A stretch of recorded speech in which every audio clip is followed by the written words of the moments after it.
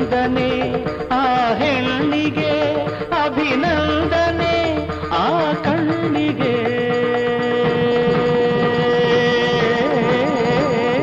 ಕನ್ನಡಮ್ಮನ ದೇವಾಲಯ ಕಂಡೆ ಹೆಣ್ಣಿನ ಕಂಗಳಲ್ಲಿ, ಕನ್ನಡ ನಾಡಿನ ಚರಿತೆಯನೇ ಕಂಡೆ ಆಕೆಯ ಹೃದಯದಲ್ಲಿ.